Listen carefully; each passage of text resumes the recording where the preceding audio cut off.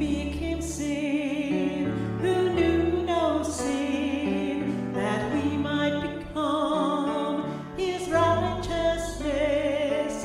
He humbled himself and carried the cross. Love so amazing, love so amazing. Jesus Messiah.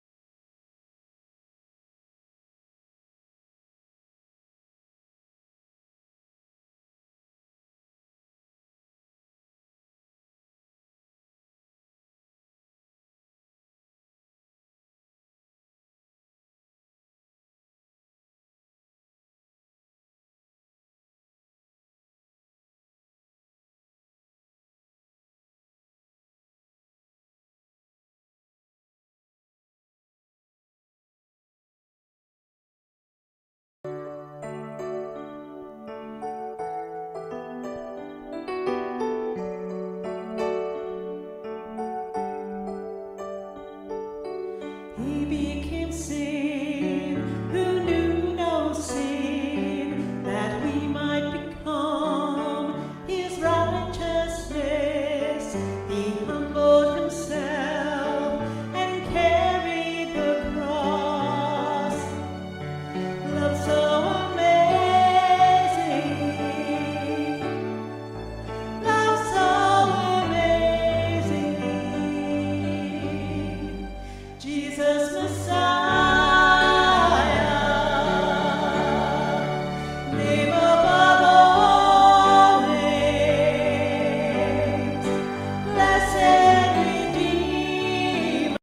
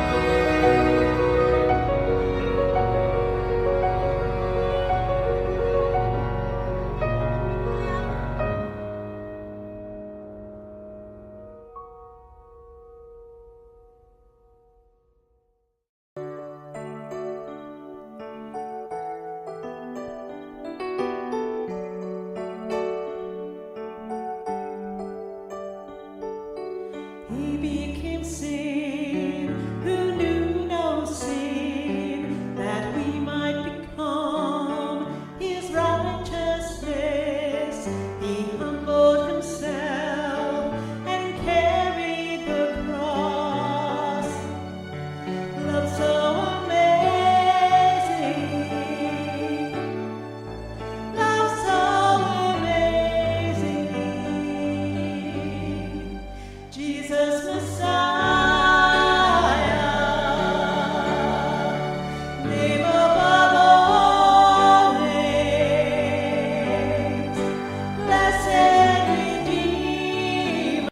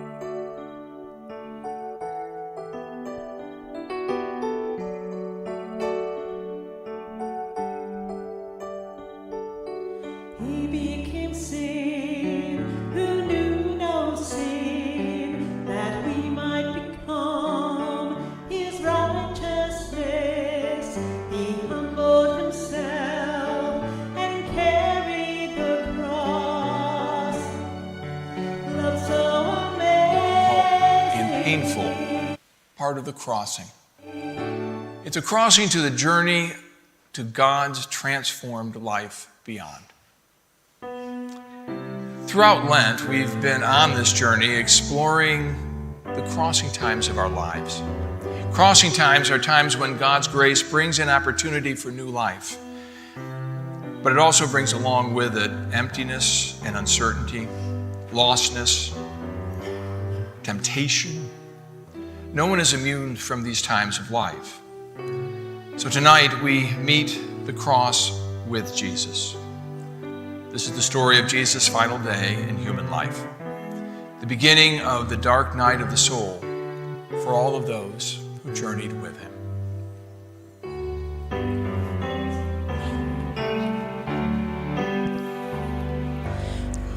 Sacred head, now wounded, with grief and shame weighed down, now scornfully surrounded, with thorns thine only crown. How pale thou art with anguish, with life abuse and scorn. How does that visit vanquish, which once was bright as morn? And thou, O Lord, hast suffered, was all for sinners gain. Mine was the transgression, but thine the deadly pain. Lo, here I fell, poor Savior, 'tis I deserve thy place. Look now on me with favor, vouchsafe to me thy grave. Which shall I borrow to thank thee, dearest friend, for this thy dying sorrow, thy pity without end? Oh, make me thine forever, and should I fainting be, Lord, let me never, never outlive my love to thee.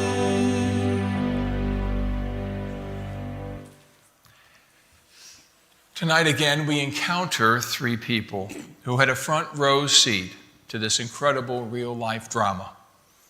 We meet the Roman soldier, we meet Mary, the mother of Jesus, and we meet Salome. As it was with last night's story, sometimes these stories seem to us just a story because we've heard it so many times. But it was real. It was painful, rich, and life-changing for generations and generations of Christians who followed. But how much more for those who lived it then, who loved this man, Jesus. And as we have found that there are gifts in the crossing times in our lives, these people perhaps also found their place in the world, their true calling, as a result of their walk through this transformational time. So as last night, I'm going to ask that we take a deep breath in and out and enter into what the Celts called a thin place, a place of disappearing into the space and time where human and divine seem particularly close. Let us allow these ancient people to call us more deeply into our faith story. After dinner, they went to the Garden of Gethsemane, and Jesus prayed. And then the soldiers came, and they arrested Jesus. They took him to the castle in the governor's palace, where they tried to make it look like a trial, but it wasn't. And then they led them away to a place where criminals always saw crosses, so that they would die slowly, painfully. Jesus was following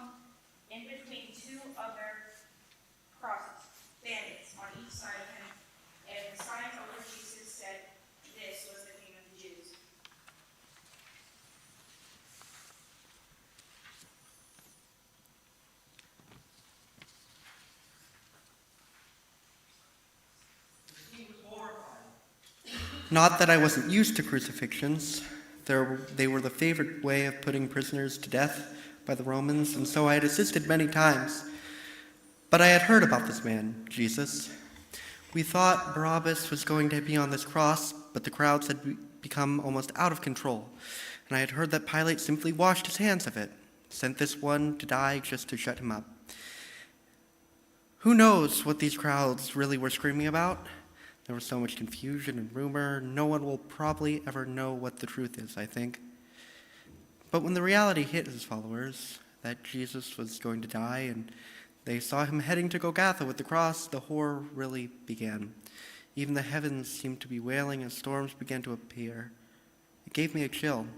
I'm going to tell you, these are not things I want to tell you. I'm a soldier. But it is always easier protecting others than protecting yourself, from the mothers who beg for mercy for their sons, from those who insist on waiting the hours and even days it takes to die this agonizing death. Being a soldier can't always protect you from what you witness firsthand. Like hearing Jesus talk to the prisoners on the two other crosses next to him, the promise that death is not the end for them. And then he looked at me, right at me, and he spoke the words I'll hear for the rest of my life, and the words that mean I can no longer do this job anymore. Father, forgive them, for they know not what they do. Later, after he died, they pierced him in his side. I don't understand, but why? But in that moment, I knew he was truly the Son of God. His blood poured out just like the love he poured out for his people. The blood flowed out from his side. The blood flowed. The love flowed.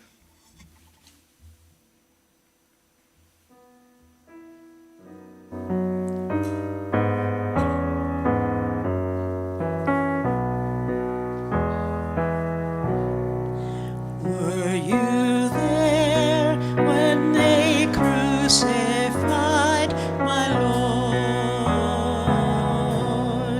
Were you there when they crucified my Lord? Oh,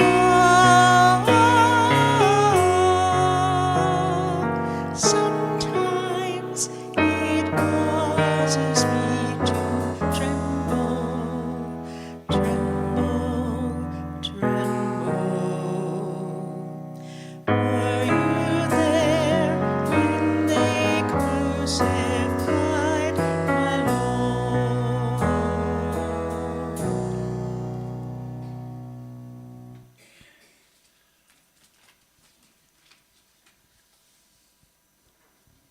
Standing near the cross of Jesus were his mother and some other women he had known well. When he saw his mother and the disciple John there going, Jesus said, "Take this son in my place. Take good care of my mother."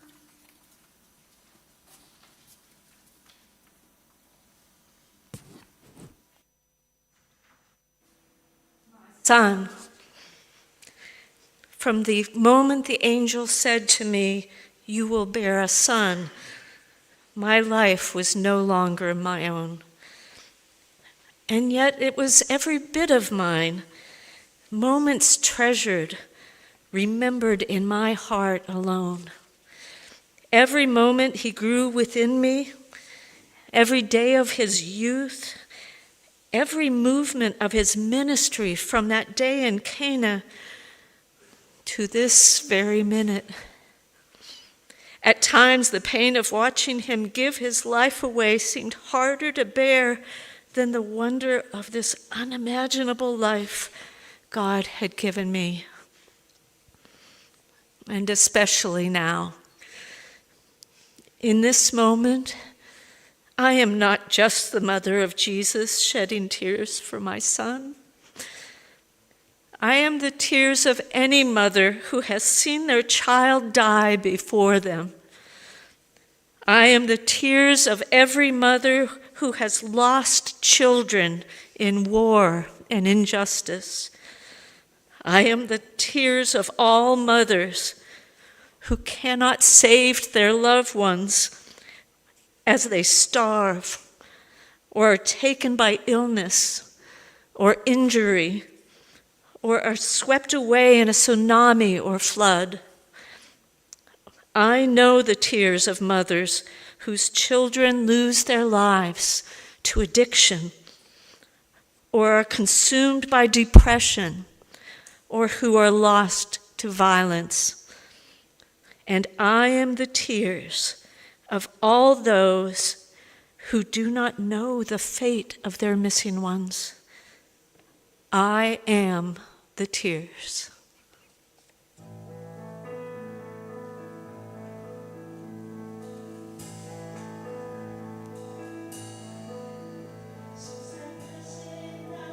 In the manger, she watched her baby grow.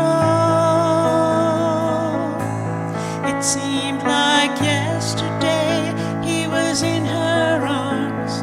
Where did the time go? She learned his father's trade as she marveled at it all. The sweat dropped from her little carpenter as he made the timbers fall. She can hear them drive the nails upon the hillside, and she prays that his spirit will not fail. She watches as her young man undertakes his father's will, as she stands and listens to the driving nails.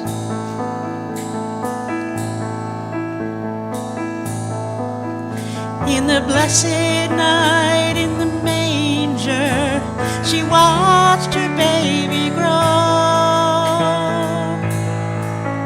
She was frantic as she I lost my spot. Hammers up at the temple, she called him as she ran. Surprised, she found him teaching like some ordinary man. She can feel them driving nails upon the hillside, and she prays that his spirit will not fail. She watches as her young man undertakes his father's will, as she stands and listens to the driving nails.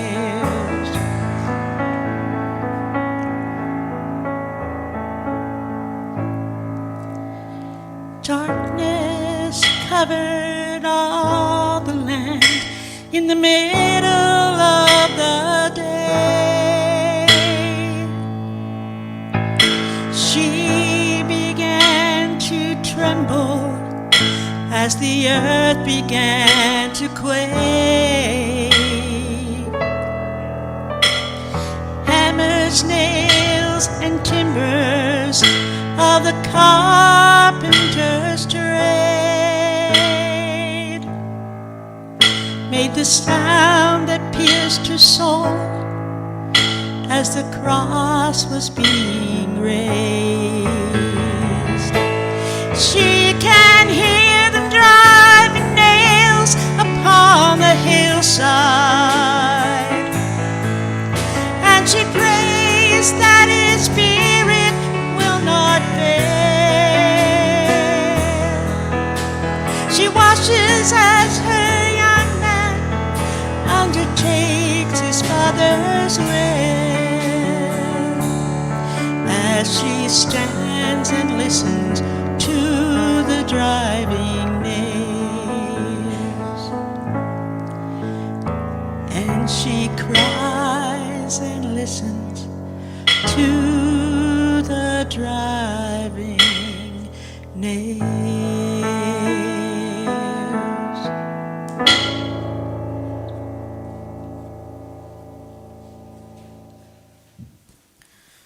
Mark's Gospel mentions our last character at the scene of the cross. Some women were watching from a distance. Among them were Mary Magdalene, Mary the mother of James the younger and of Joseph, and Salome. Salome later accompanies the women to the tomb. Just as I had been there for the last several months, one of his many followers. But I was not just a follower. I was a companion to Mary, friend of Jesus, and the other Mary, mother of Jesus. And at this moment, they truly needed a friend. So many of the followers had fled as soon as the guards had come to the garden that night. But I could not leave. I would stay with my sisters, my friends, at the cross and through the agonizing depth of Sabbath-keeping stillness until it was time to anoint and prepare his body for burial. I knew how to tend to the dead. Tending to his body would perhaps help me find comfort in the darkness. There, in the tomb, with the memory of him, even in his lifeless body, I would not let my movements carry me to a future I was afraid I could not face. And so I kept my lamp close so that I could light it and lead us to the tomb after the Sabbath had passed. But that is a story for another day. For now, I carry the lamp to keep us company in this vigil. For I know, deep down, that nothing can snuff out the light, the hope that he gave to all of us. We will carry it within.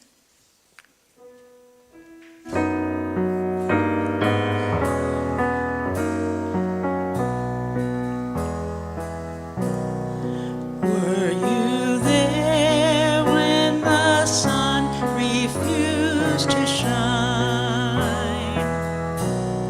Were you there when the sun refused to shine? Oh, sometimes it causes me to tremble, tremble, tremble. Were you there when the sun refused to shine?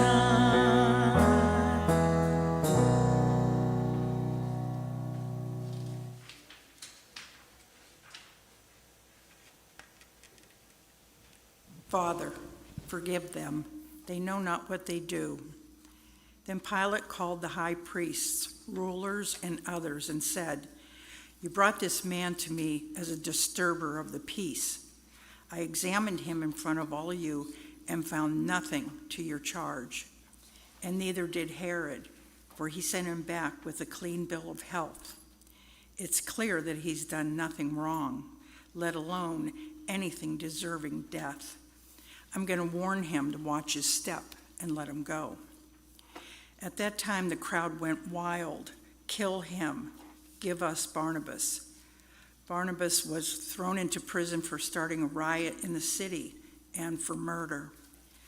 Pilate still wanted to let Jesus go, and so spoke out again. But they kept shouting back, "Crucify, crucify him." He tried the third time, but for what crime?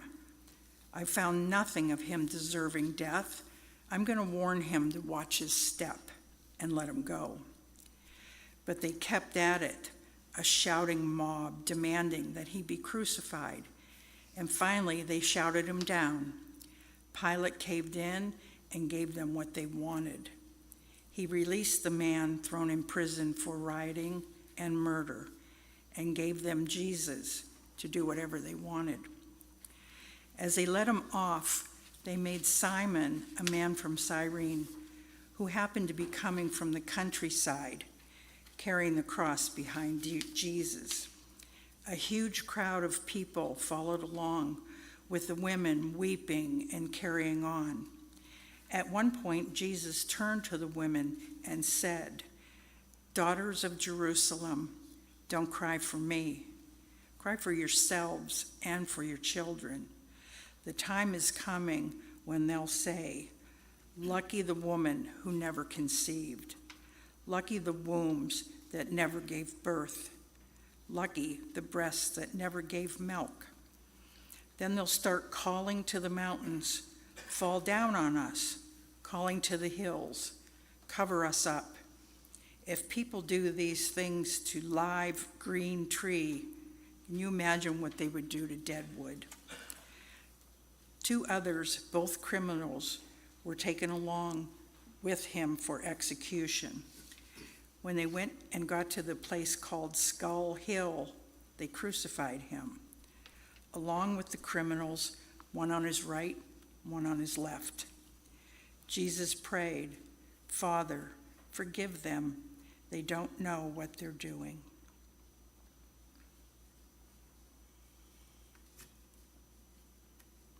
From whom do you need to receive forgiveness?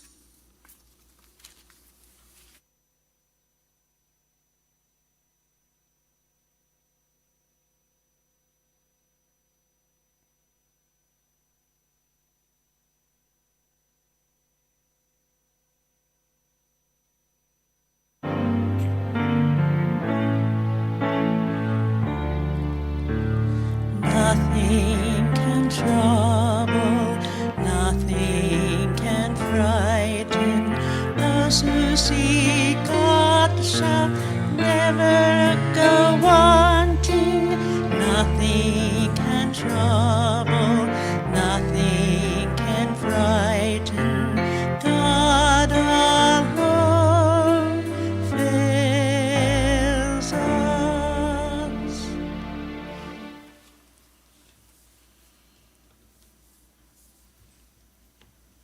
The second word.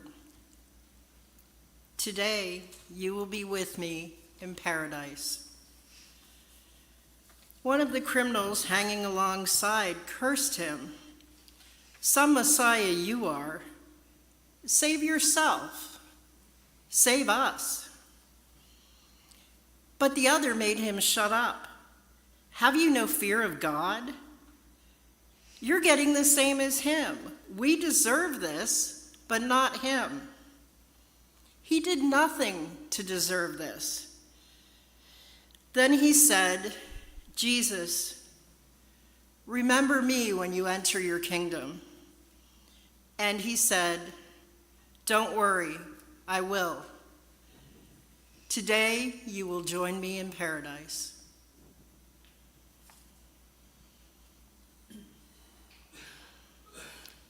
What do you need to let go of to see Jesus' kingdom, paradise?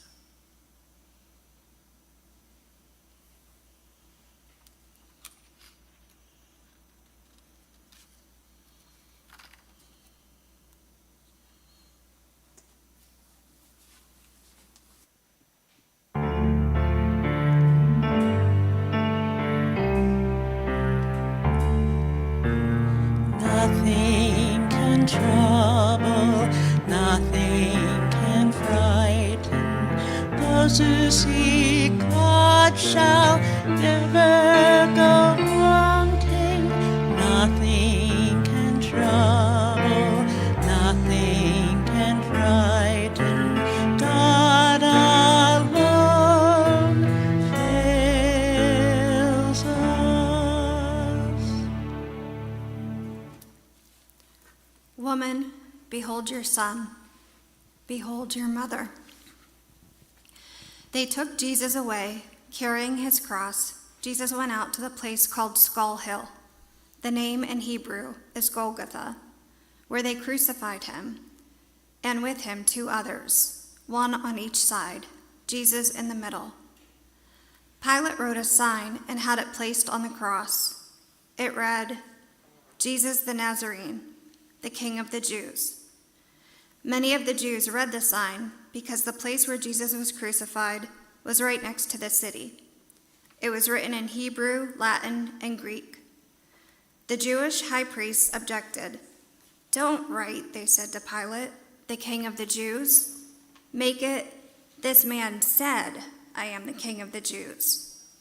Pilate said, "What I've written, I've written." When they crucified him, the Roman soldiers took his clothes and divided them up 4 ways, to each soldier a fourth. But his robe was seamless, a single piece of weaving. So they said to each other, "Let's not tear it up. Let's throw dice to see who gets it." This confirmed the scripture that said, "They divided up my clothes among them and threw dice for my coat." The soldiers validated the scriptures.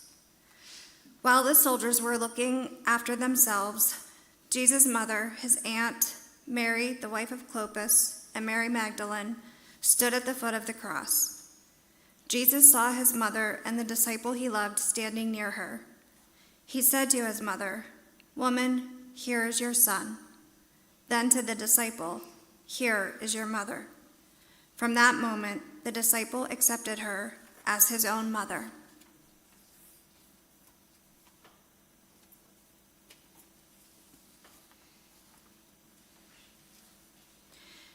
Into whose care has God entrusted you, and for whom is God calling you to care?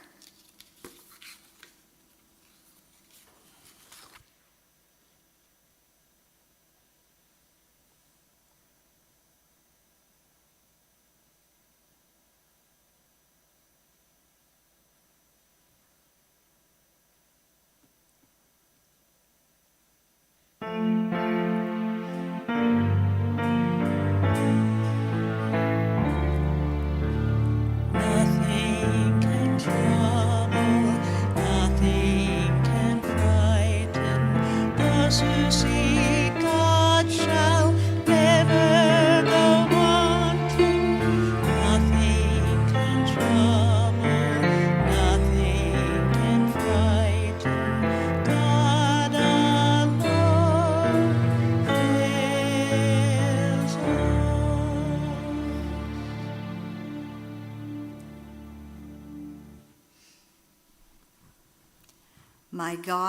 My God, why have you forsaken me? From noon to 3, the whole earth was dark. Around mid-afternoon, Jesus groaned out of the depths, crying loudly, "Eli, Eli, lama sabachthani," which means, my God, why have you abandoned me?" Some bystanders who heard him said, "He's calling for Elijah." One of them ran and got a sponge soaked in sour wine and lifted it on a stick so he could drink. The others joked, "Don't be in such a hurry. Let's see if Elijah comes and saves him."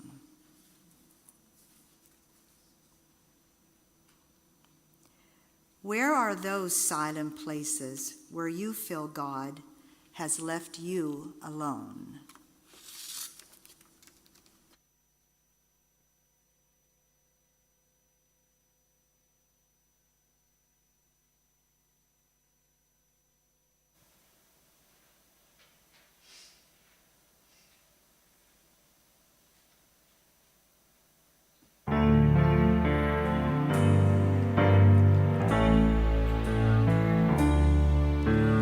Nothing can trouble, nothing can frighten.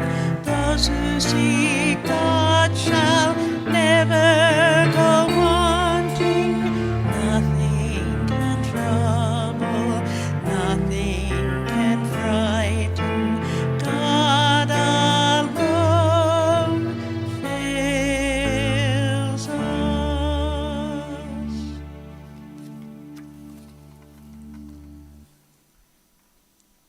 I thirst. Jesus, seeing that everything had been completed so that the scripture record might also be complete, then said, "I'm thirsty." A jug of sour wine was standing by. Someone put a sponge soaked with the wine on a javelin and lifted it to his mouth.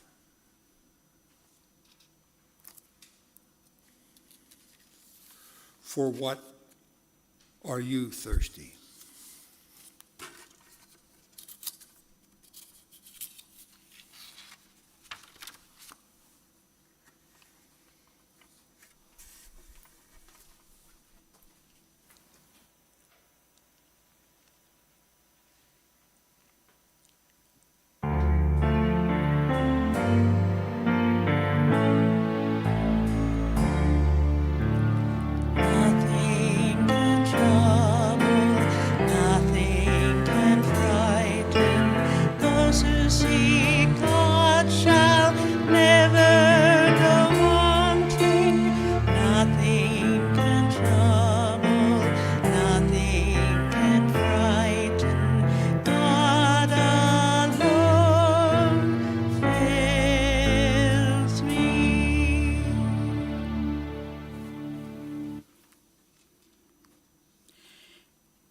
"It is finished." After he took the wine, Jesus said, "It's done, complete." Bowing his head, he offered up his spirit.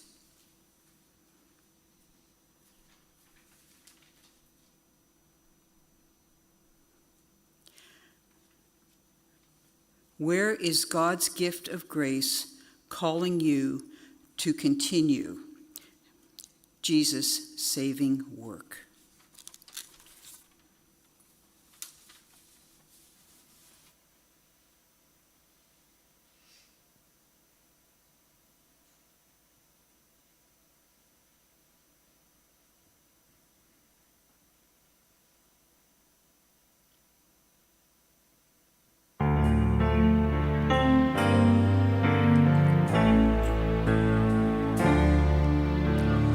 Nothing can trouble, nothing can frighten.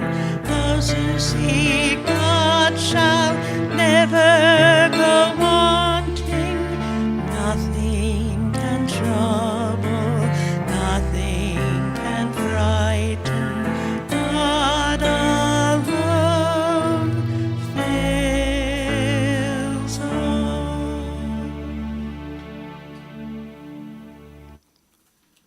Into thy hands I commit my spirit. By now it was noon. The whole earth became dark, the darkness lasting 3 hours, a total blackout. The temple curtain split right down the middle. Jesus called loudly, "Father, I place my life in your hands." Then he breathed his last. When the captain there saw what happened, he honored God. This man was innocent, a good man and innocent. All who had come around as spectators to watch the show, when they saw what actually happened, were overcome with grief and headed home. Those who knew Jesus well, along with the women who had followed him from Galilee, stood at a respectful distance and kept vigil.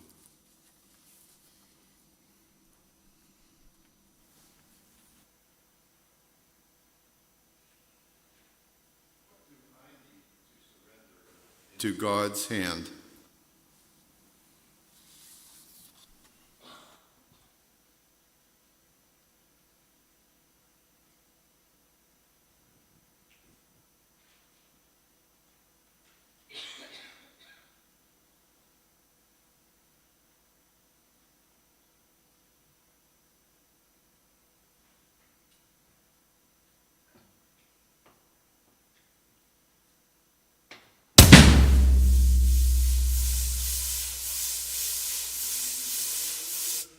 When they laid him in the tomb, were you there when they laid him in the tomb?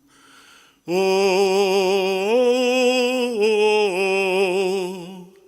sometimes it causes me to tremble, tremble, tremble. Were you there when they laid him in the tomb?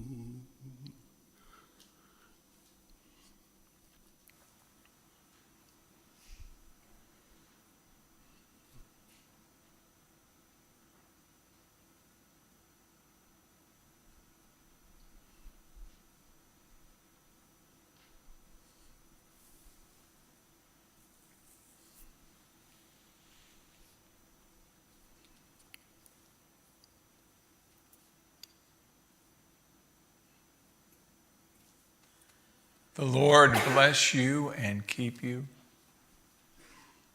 The Lord make his face to shine upon you and be gracious unto you. The Lord lift up his countenance upon you and grant you peace.